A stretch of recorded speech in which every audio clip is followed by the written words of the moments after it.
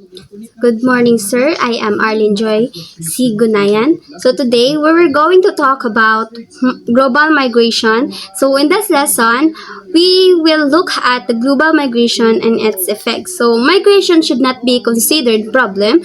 There is nothing moral or immoral about moving from one country to another.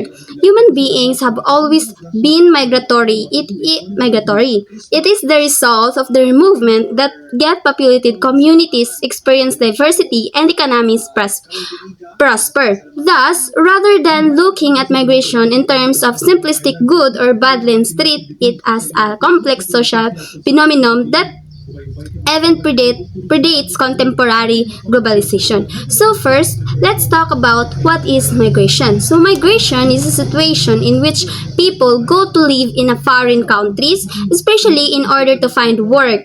Most global migration is from developing countries to developed ones. So ang example ani is ang at mga overseas Filipino workers or mga OFWs. Gamigrate sila sa laing lugar para mangitag trabaho.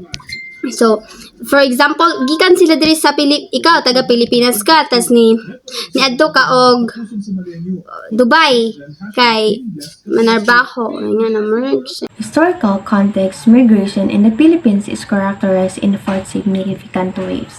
First ever recorded Filipino migration occurred in the 1417 when Sultan Paduka Batara initiated a mission to improve trade relations with the Chinese Emperor, consisting of loyalties and their families. Under Spanish rule in the 18th century, Manila maintained trade relations with Acapulco, which started migration of Filipino seafarers to Mexico. Following their migration to Mexico, Filipino seafarers started settlement in Louisiana, while other Filipino migrants were working as fruit pickers in California. At the end of 19th century, Filipino student professionals and exiles migrations to Europe. Second waves of migration. During this American colonial period, the first Filipino migrants arrived in 1906 to work on sugar plantation in Hawaii. Shortly after, more Filipino migrants arrived in Hawaii to work as fruit pickers between 1906 and 1934. More than 100,000 Filipino arrived in the U.S., most of whom in Hawaii. Other Filipino migrants were working in Alaska's fish canneries as a colony of the U.S. Filipinos who were considered as U.S. national facilitating migration. Third wave of migration. Following the end of the Second World War, the U.S. government instituted a national origin code system, limiting immigration for Filipino who joined the U.S. Navy. The national origin could lead to a significant decline in Filipino migration to the U.S. Due to the immigration restrictions of the U.S., more Filipinos started migration to Asia countries in the 1950s. Fourth wave of migration. In the 1970s, former President Ferdinand Marcos institutionalized a policy to encourage immigration to stimulate the economy. While the policies were aimed to be of temporary nature, labor migration has been steadily increasing since high unemployment and poor living standard combined a government policy of immigration encouraged thousands of Filipinos to seek employment overseas. In 1972, former President Marcos imposed martial law leading to the exile of political opponents. So let's proceed to the Korean status of global migration. So the Philippines is one of the foremost origin countries for migrants around the world with an estimated 54 million immigrants in 2019, including approximately 23 million migrants workers who are more commonly known as overseas Filipino or mga OFWs.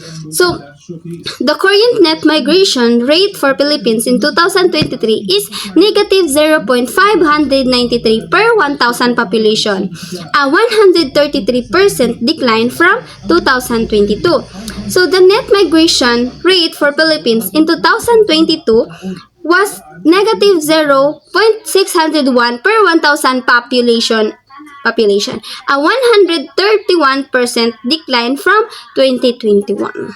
Next is ang impact of global migration. So, naay duha ka impact ang global migration, which is negative and positive. So, migration may be positive for host countries as they increase their young working population and cultural diversity. For origin countries, they may be benefit from remittances. So, migration may be negative for origin countries due to brain drain and the loss of young people.